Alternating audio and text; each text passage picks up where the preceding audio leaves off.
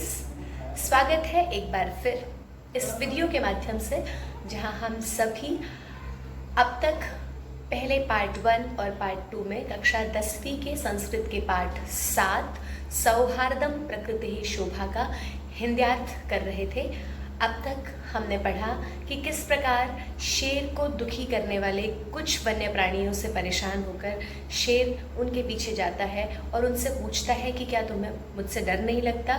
इस पर एक वानर बहुत ही अच्छा सा उत्तर देता है और कहता है कि क्योंकि तुम राजाओं की तरह हमारे रक्षक न होकर भक्षक हो, अतः हम आपसे कतई नहीं भय खाते। इस प्रकार बहुत सारे वन्य प्राणी इस संवाद में शामिल हो जाते हैं और ये प्रयास करने लगते हैं कि आइए देखते हैं कि सर्वश्रेष्ठ कौन है। तो आइए आज इस वीडियो के माध्यम से आगे के पाठ को पढ़ते हैं।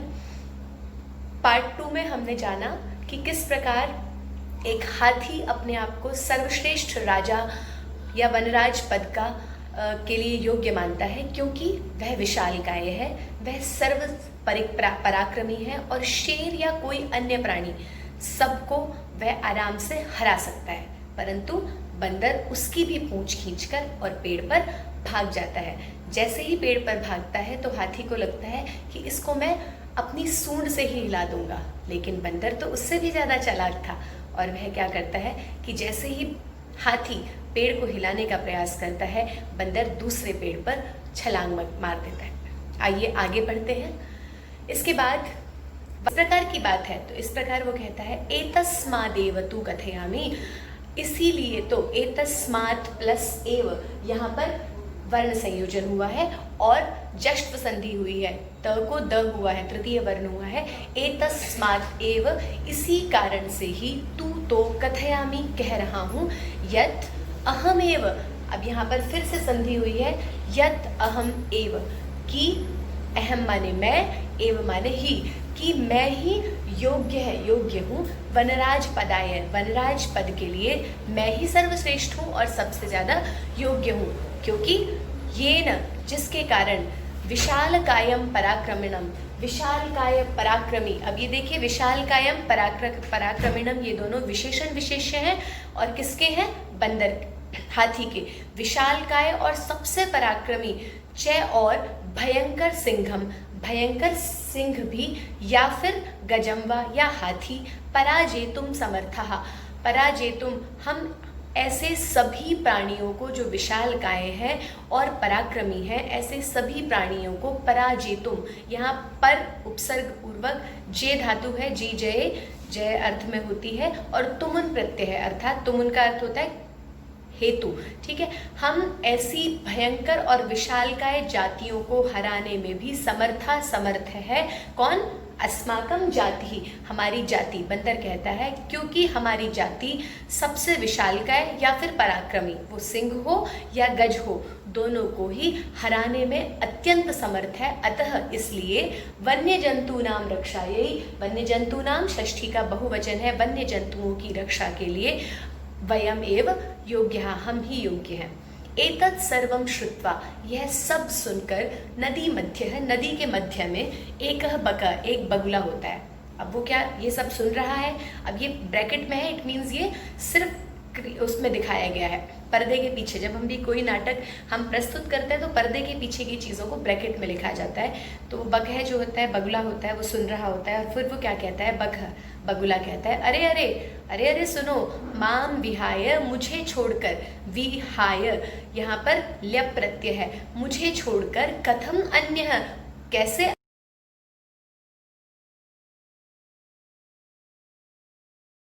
भाई मैं हूँ सबसे ज्यादा। बगुला क्या सोचता है? मैं तो सबसे ज्यादा ध्यानी व्यक्ति हूँ। अहम तू, मैं तो शीतले जले, शीतल जल में, विशेषण विशेष्य है, सप्तमी विभक्ति का एक वचन प्रयोग हुआ है। मैं तो शीतल जल में बहुकाल पर्यंतम, बहुकाल मतलब बहुत देर तक, पर्यंतम तक होता है, बहुकाल लंबे समय तक, मैं लंबे समय तक, अविचलः, अविचल बिना हिले, ध्यान में मग्न होकर, स्थित प्रज्ञ इव स्थित्वा, स्थित प्रज्ञ के समान स्थित होकर। अब ये जो स्थित प्रज्ञ टर्म है ये कैसा है, जिन मनुष्यों की बुद्धि बहुत ही स्थिर होती है, हर क्षण वो अपने निर्णयों को बदलते नहीं, उनको स्थित प्रज्ञ कहा जाता है। या फिर ऐसे सन्यासी, ऐसे योगी जो कि समाधि तक पहुंच जाते हैं, उनको स्थित प्रज्ञ कहा जाता है। कि मैं तो स्थित प्रज्ञ मनुष्यों की तरह स्थित्वा बैठकर, सर्वेशाम रक्षायाः, सभी की रक्षा के लिए, सभी की रक्षा के, षष्ठी का बहुवचन है, लता की तरह रूप चलेंगे, उपायान, उपायों को, चिंतयिष्यामि, सोचूंगा। योजनाम निर्मीय च और योजनाम निर्मीय, अनेक प्रकार की योजनाएं निर्मीय बनाकर। ठीक है, यहाँ पर फिर ल्यप प्रत्यय है। मैं आपको बहुत बार बता चुकी हूँ कि जब भी संस्कृत में ल्यप प्रत्यय का प्रयोग होगा तो वहाँ पर उस धातु के साथ उपसर्ग अवश्य होगा। जी हाँ, तो योजनाएं बनाकर, स्वसभायाम, अपनी सभाओं में, अपनी सभा में, मतलब जब मैं राजा बनूंगा ना तो अपनी सभा में, विविध पदम अलंकुरवाणहि, अब यहाँ पर संधि पद है, विविध प्लस पदम प्लस अलंकुरवाणहि, विविध पदों से अलंकृत होने के द्वारा बहुत सारे जंतुओं को विविध पद दूंगा। भाई एक राजा होगा तो उसके बहुत सारे मंत्री होंगे, तो बगुले ने एक नई बात कही कि मैं अपनी सभा में बहुत सारे पदों से अलंकृत करूंगा, किनको, जंतुओं के द्वारा, मिलित्वा मिलकर, रक्षा उपायान, गुण संधि हुई है, रक्षा के उपायों को, क्रियान्वितान कारयिष्यामि, मैं अपनी सभा के जितने भी अलंकृत करने वाले, पदों को अलंकृत करने वाले मेरे जंतु मित्र होंगे, उन हम सारे मिलकर रक्षा के उपायों को क्रियान्वितान करिष्यामि, क्रियान्वित करना, किसी कार्य को एक्शन में लाना। ठीक है, जो भी हमने प्लान किया है उसको, प्लान को सक्सीड करना या प्लान के बारे में वर्क करना, क्रियान्वित करना होता है। रक्षा के उपायों को क्रियान्वित कारयिष्यामि, कराऊंगा, मैं राजा होऊंगा और अपने मंत्रियों से सभी उपायों को क्रियान्वित कराऊंगा। अतः इसलिए अहमेव, मैं ही, वनराज पद प्राप्तये, वनराज पद की प्राप्ति के लिए, प्राप्तये चतुर्थी विभक्ति है, वनराज पद प्राप्तये, वनराज पद की प्राप्ति के लिए योग्य हूँ। तो इस प्रकार हम देखते हैं कि अब तक सबसे पहले बंदर ने खुद को राजा बनाने के लिए साबित किया कि मैं राजा बनने योग्य हूँ, फिर कौवा कहता है कि मैं योग्य हूँ, फिर कोयल कहती है कि मैं योग्य हूँ, और उसके बाद एक कौन आता है, गजह, हाथी आता है जो विशालकाय शरीर वाला होता है और वह कहता है मैं योग्य हूँ। इसके बाद अब ये बकह, बगुला आता है जो कि ध्यान मग्न है, जो शीतल जल में कई घंटे रह लेता है, वो कहता है कि मैं बहुत सारी नई योजनाएं लागू करूंगा, अतः मैं वनराज पद के लिए योग्य हूँ। इस प्रकार हम इस सब से क्या सीखते हैं कि ईश्वर की बनाई इस प्रकृति में हर चीज़ किसी न किसी खूबसूरत गुण से नवाजी गई है, बट ये ज़रूरी नहीं है कि वही सर्वश्रेष्ठ है, क्योंकि हर चीज़ सर्वश्रेष्ठ है।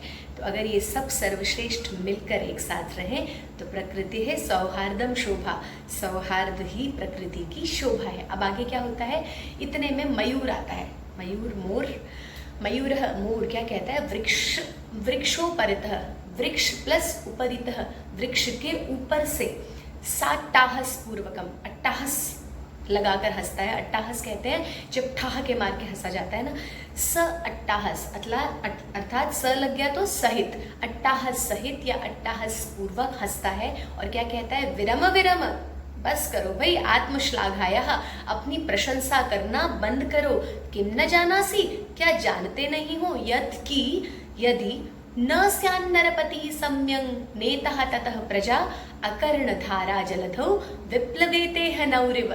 बहुत ही सुंदर श्लोक कहता है मयूर। और वो क्या कहता है श्लोक का अन्वय मैंने आपको दिया है, ध्यान से देखिएगा, क्योंकि परीक्षा में किसी भी श्लोक का पाठांतर्गत श्लोक का अन्वय आपसे पूछा जा सकता है। यदि सम्यक नेतः, यदि एक अच्छा, सम्यक माने अच्छा, नेता, यदि अच्छा नेता नरपति न स्यात्, नरपति मतलब नरों का राजा, अगर एक अच्छा नेता राजा न हो, न स्यात् न होवे, ततः तो प्रजा अकर्णधारा, जैसे कोई नाव होती है और अगर वो किसी नाविक के बिना, कर्णधार कहते हैं नाविक को, अकर्णधार बिना नाविक के, उसकी प्रजा बिल्कुल वैसे ही परेशान होती है जिस प्रकार अकर्णधारा नभु कहते हैं नाव को। एक नाव जो कि बिना नाविक के जलधौ विप्लवेत, जलधि कहते हैं समुद्र को, और जलधि शब्द की सप्तमी विभक्ति है। हम बोलते हैं ना राष्ट्रगान में, जनगण मन जलधि तरंग उच्छल जलधि तरंग, तो वहाँ पर जलधि अर्थात समुद्र। जिस प्रकार एक बिना नाविक वाली जो नाव है वो जैसे समुद्र में विप्लवेत घुल मिल जाएगी, ढह जाएगी, डूब जाएगी, ठीक उसी प्रकार बिना अच्छे राजा वाली प्रजा का भी वही हाल होगा। तो ये कौन कहता है? मोर कहता है। अब वो क्या कहता है आगे? को न जानाति तव ध्यानावस्थाम, कि तुम्हारी मयूर बगुले को टोंट कसता है। क्या कहता है? को न जानाति, कौन नहीं जानता, तव ध्यानावस्थाम, तुम्हारी इस ध्यान की अवस्था को, कहते हैं ना बगुले जैसा ध्यानी है बहाने लगाने वाला, तुम्हारी ध्यान अवस्था को कौन नहीं जानता। स्थित प्रज्ञ इति व्याजेन, अपने आप को स्थित प्रज्ञ स्थिर बुद्धि वाला ऐसा, व्याजेन ऐसे बहाने से वो क्या करता है? वराकान मीनान, वराकान मतलब जो बेचारी मछलियां होती हैं उनको छलेन, छल से अधिगृह्य पकड़कर क्रूरतया, क्रूरता से भक्षयसी खा लेते हो। तुम्हें कौन नहीं जानता तुम्हारी ध्यान को, तुम तो क्या करते हो?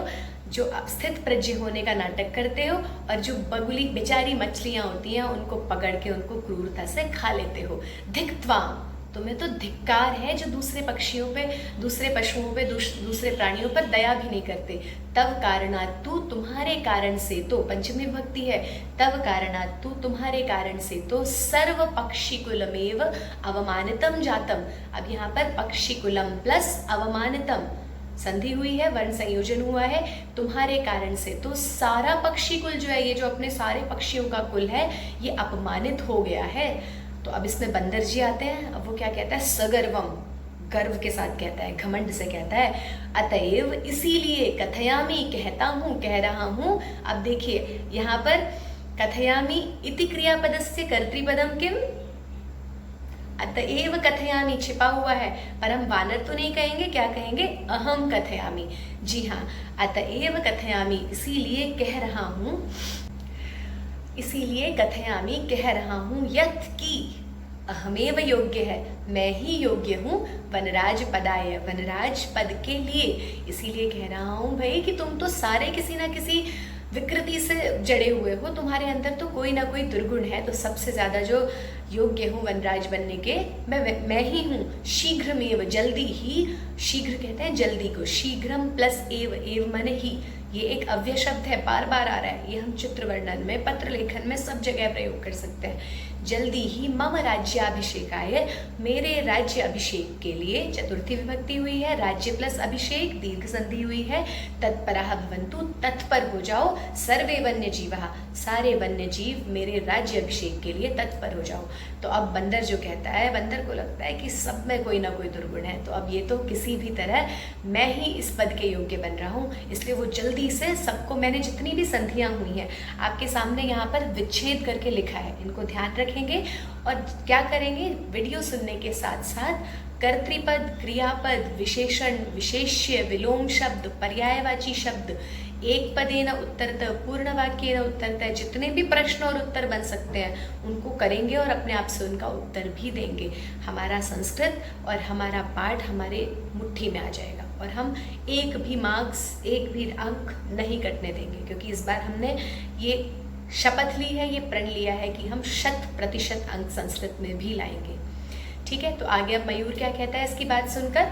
मयूर कहता है, अरे वानर, अरे बंदर, तूष्णीम भव, चुप हो जाओ। कथम त्वम योग्य वनराज पदाय, कैसे तुम योग्य हो वनराज पद के लिए भाई? पश्यतु पश्यतु, देखो देखो, मम शिरसी, उसके सर पर आपने देखा है मोर के सर पे राजमुकुट की तरह पंख होते हैं, तो मम शिरसी, शिरसी सप्तमी विभक्ति का एक वचन है, मेरे सिर पर राजमुकुटम एव, राजमुकुट की तरह, एव कहते हैं तरह या समान को, राजमुकुट की तरह, शिखाम स्थापयता, मेरे सर पे तो राजमुकुट की तरह शिखा रखी है, एक चोटी रखी है, स्थापित की गई है, किसके द्वारा? विधात्रा, विधाता के द्वारा। विधाता शब्द की तृतीया विभक्ति है, कैसे? विधाता के शब्द रूप पिता के समान चलेंगे, पित्रा, विधात्रा, क्योंकि मूल शब्द है विधात्री। ठीक है, मेरे सर पर तो विधाता के द्वारा शिखा स्थापित की गई है जो कि खुद राजमुकुट की तरह दिखती है, एव इसीलिए अहम पक्षी राजः कृतः, जिससे ब्रह्मा ने ही मुझे पक्षीराज बनाया है भाई, मेरे सर पे तो चोटी रख के मुझे ब्रह्मा ने ही पक्षीराज बना के भेजा है। अतः इसलिए वने निवसंतम, वन में रहते हुए, माम वनराज रूपेण अपि, मुझे वनराज के रूप में भी देखने के लिए, द्रष्टुम देखने के लिए, सज्जा भवन्तु तैयार हो जाओ, तत्पर हो जाओ। जब मुझे भगवान ने ही पक्षीराज बना के भेज दिया तो तुम तो वन में रहने वाले प्राणी हो, तुम तो तैयार हो ही जाओ मुझे वनराज मानने के लिए। अधुना अभी यतः कथम को अपि अन्यः विधातुः निर्णयम् अन्यथा कर्तुम अक्षमः, क्योंकि अभी, यतः क्योंकि, कथम कोई भी अन्य प्राणी जो है विधाता के निर्णय को टालने में कतई भी सक्षम नहीं है। अधुना अब यतः क्योंकि, अभी इसी समय, क्योंकि कथम कोपि अन्य, कोई भी अन्य दूसरा, विधातुः षष्ठी का एक वचन है, विधाता के निर्णय को अन्यथा कर्तुम, व्यर्थ करने में क्षमः, समर्थ नहीं है। भाई जो भगवान ने लिख दिया उससे ऊपर तुम कैसे कुछ कह सकते हो। तो इस प्रकार मोर अपनी बात को रख के अंदर ही अंदर गर्व महसूस करता है कि मुझे तो भगवान ने ही पक्षीराज बना के भेजा है, तो उसकी बात को तो कोई टाल ही नहीं सकता। इसलिए अभी मुझे वनराज रूप में देखने के लिए भाई सज्ज हो जाओ, तत्पर हो जाओ, क्योंकि राजा तो मैं ही हूँ। अब आगे देखते हैं कौन ये तर्क देता है और क्या हमें वो तर्क समझ आता है। तो इस प्रकार हम देख रहे हैं कि कहानी कितने सुंदर मोड़ पर आ रही है। हर व्यक्ति, हर पक्षी, हर प्राणी, हर चीज़ किसी न किसी नियामत से सजी हुई है। ज़रूरत है उसको परखने की, उसको समझने की। भाई कौआ आ जाता है, काकह, अब क्या कहता है, सव्यंग्यम, कौए की आदत होती है कि वो सबकी हंसी बनाता है, सबकी मजाक उड़ाता है। व्यंग्य के साथ, स जहाँ पर भी लगा है इसका मतलब के साथ, साट्टाहस पूर्वक, अट्टाहस के साथ, सव्यंग्यम व्यंग्य के साथ, सव्यंग्यम व्यंग्य के साथ क्या कहता है, अरे अहिभुख, अरे सांप को खाने वाले, आपको पता होगा ना मोर सांप को खा लेता है, कि अरे अहिभुख, अरे सांप को खाने वाले, नृत्यातिरिक्तम का तव विशेषता, नृत्य अतिरिक्तम, नृत्य से अतिरिक्त, नृत्य के अलावा, का क्या, तब विशेषता, तुम्हारी विशेषता क्या है, यत की त्वाम वनराज पदाय योग्यम वन्यामहे, कि तुम्हें हम वनराज पद के लिए योग्य सोच लें। वयम, हम सब, तुम्हें वनराज पद के लिए कैसे योग्य सोच लें। अब यहाँ पर हम ध्यान देंगे, वयम अगर उत्तम पुरुष का बहुवचन है तो मन्यामहे में भी उत्तम पुरुष का बहुवचन ही प्रयोग हुआ, ठीक है। तो आगे मयूर है, मयूर क्या तर्क देता है भाई, यतः क्योंकि, मम नृत्यम, तू मेरा नृत्य तो प्रकृति आराधना, प्रकृति की आराधना है।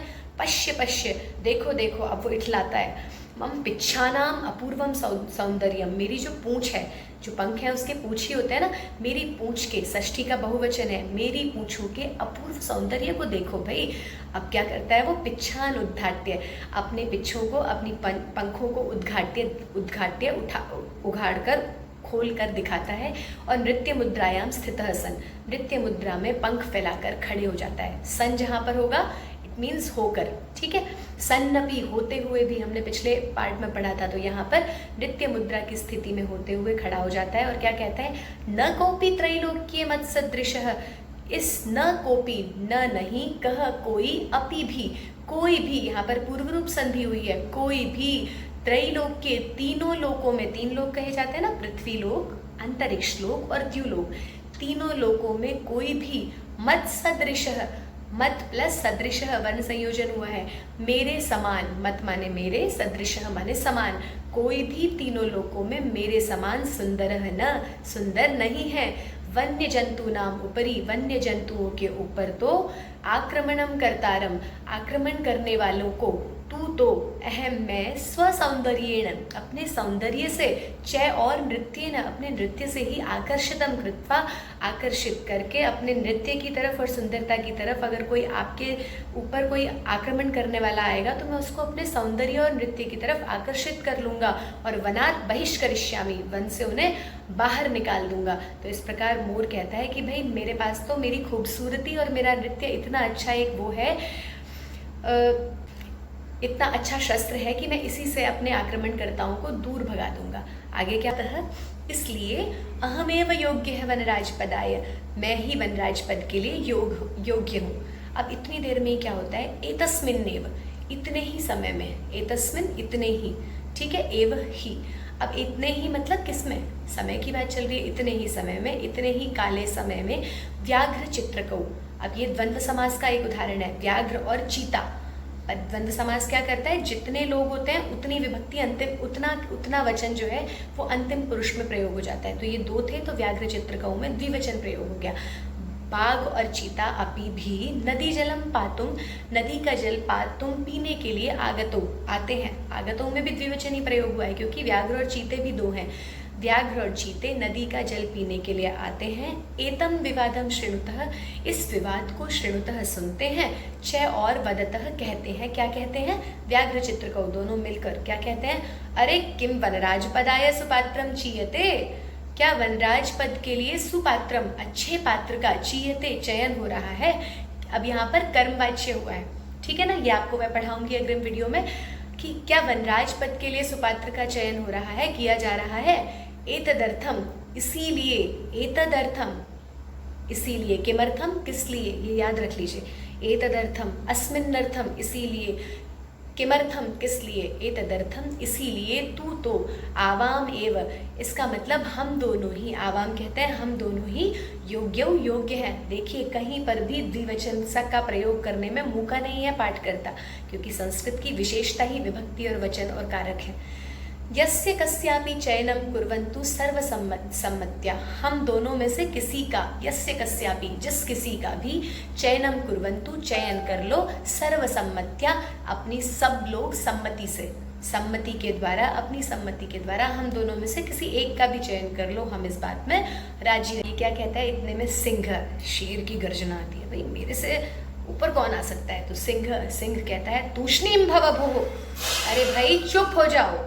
भव माने हो जाओ, तुष्णीम माने शांत, भो माने अरे सब लोगों, भो संबोधन है, अरे सब शांत हो जाओ। युवाम अपि तुम दोनों भी, मत सदृशौ मेरे समान ही, भक्षकौ भक्षक ही हो, सदृशौ भक्षकौ किसके विशेषण चल रहे हैं, ये व्याघ्र और चीते के, तुम दोनों भी मेरे समान ही, भक्षकौ न तो रक्षकौ, रक्षक नहीं हो भक्षक ही हो। एते वन्य जीव, ये सारे वन्य जीव, भक्षकम रक्षक पदयोग्यम न मन्यते, किसी भी भक्षक को रक्षक के पद के योग्य न मन्यते नहीं मानते हैं। अतएव इसीलिए विचार विमर्श प्रचलति, इसीलिए विचार विमर्श चल रहा है। तो इस प्रकार यहाँ तक के पाठ में हमने जाना कि किस प्रकार मोर और बगुला और व्याघ्र और चीता अपनी अपनी राय देते हैं और सिंह उनको शांत कर देता है। अग्रिम पाठ में और जानेंगे कि आखिर राजा बनता कौन है ना इंटरेस्टिंग पाठ। इसके पाठांतर्गत आए हुए कर्तृपद, क्रियापद, विशेषण, विशेष्य, पर्याय, मैं इन चीज़ों को बार बार इसलिए दोहरा रही हूँ क्योंकि यही आपके पाठ्य परीक्षा का तरीका है और यही आपके पाठ्य परीक्षा का प्रारूप है। इसको अच्छे से अभ्यास कीजिए, कहानी को ध्यान से सुनिए क्योंकि घटनाक्रम भी आता है। घटनाक्रम आप लोगों का 4 नंबर का आता है। आपको कोई 8 सेंटेंस दिए जाते हैं जिनको आपको घटना के सही क्रम में लगाना होता है। ठीक है, अग्रिम वीडियो में मिलेंगे, तब तक के लिए सुरक्षित रहिए, स्वस्थ रहिए। धन्यवाद, नमस्ते।